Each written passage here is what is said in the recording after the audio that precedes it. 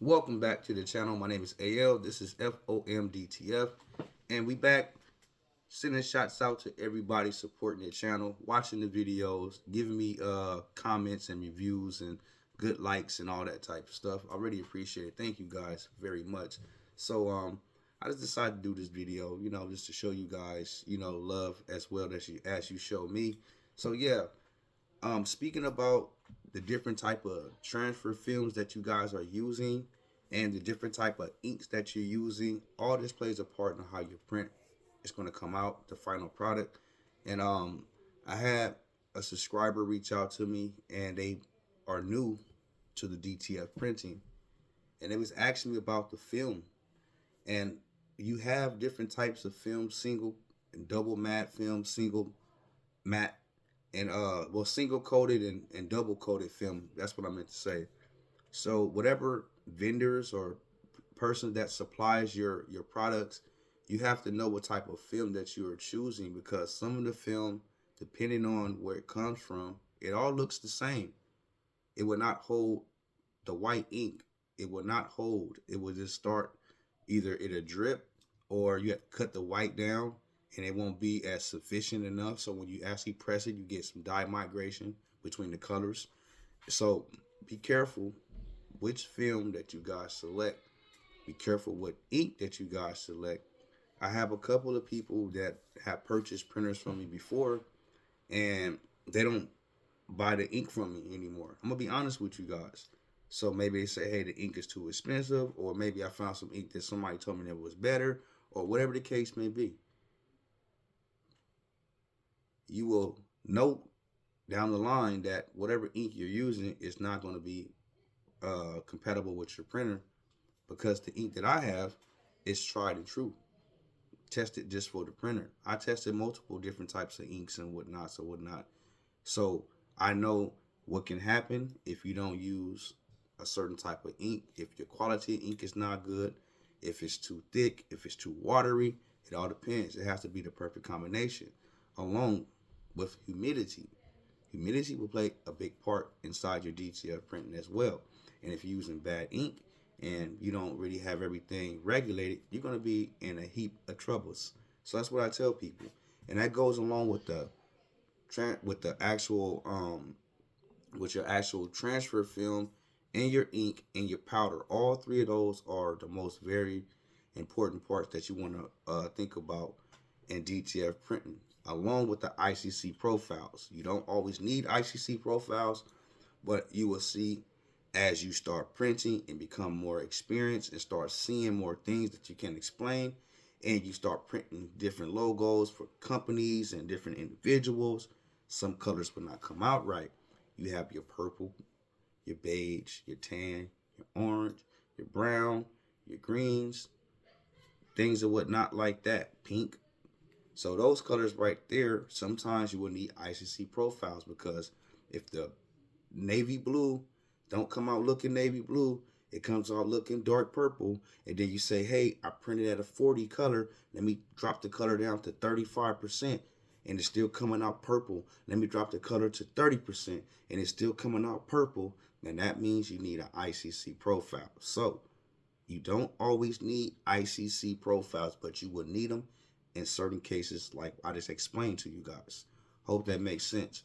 So the to understand the DTF printing, you're gonna go through trial and errors. It's not gonna always be a straight flush boat, unless you buy a printer 20 some thousand, 15 some thousand.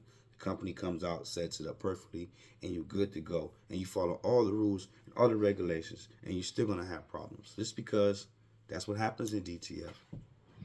That's why people have multiple printers. They buy one, and then business go good. They purchase another one just in case anything happens. They still can go and then figure it out what happened with this printer, get it back up and going, and they still print. So it's variables, and I don't like to try to seem like I just know it all, but I just went through so much trial and error and so much headaches and nights, and like, wow, this printer's not printing good anymore. I got to get these orders out the way. I don't know what I'm gonna do right now. Dang, my head started hurting. So if you don't want to be in that boat, just make sure that you get the proper training, you have the proper materials. Make sure you have good quality materials, products, ink, powder, film, and software. Because I noticed I had another customer reach out to me that was having software issues, so I had to go and actually figure out what was going on with their software. I tried everything in my power to try to make it work, and it didn't work. So they had to go and return the software because something in the software wasn't correct. So I had another person that has software issues as well. The driver, every time they try to print, it'll select a whole nother driver. After they select a driver to default, it should be selected to default. It shouldn't switch between. And that was another issue. So if you guys having software issues, CAD Link, Alcorip, or whatever, make sure that you go back to the person that you bought it from. That's all I can say. But if you guys are interested in purchasing some good quality software, go ahead and send me a message, and I will send you a direct link, and you can purchase the software straight from me. Alcorip and 11, the newer version, 11.3, whatever you want to say, we have the newer version software. So if you guys need it, and you guys also need some training on how to actual install the software, or if you need training on actual how the software functions, then you guys can just reach out to me, and we can try to see if we can get some training for you guys. So it's a lot of different things that on the back end of the printing, once you learn and you go through all the trial and errors, the ups and downs, the bumps and the bruises, you be cruising. But not cruising as in car driving, but cruising as in knowing what to look out for, so you won't get so much riled up or get, so miscombobulated, so you don't know what's going on anymore. So you want to be able to know how to identify, how to fix the problem. It's multiple solutions. It's different ways. It's ways around certain solutions. No, there's no ways around it. That's what I meant to say. You have to go and find out what the problem is, and learn how you can, and learn how to fix it. And that's the main thing, is to watch the printer print, seeing how the color lay, the white over the color. Make sure there's no banding on. Make sure everything is smooth. And once you get it, hey, you'll be one step closer to not panicking. That's all I can say, because it's a panic mode.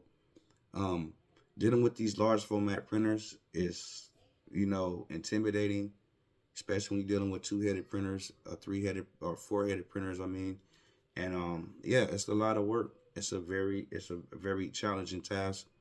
Especially I commend people that work and do this on the side.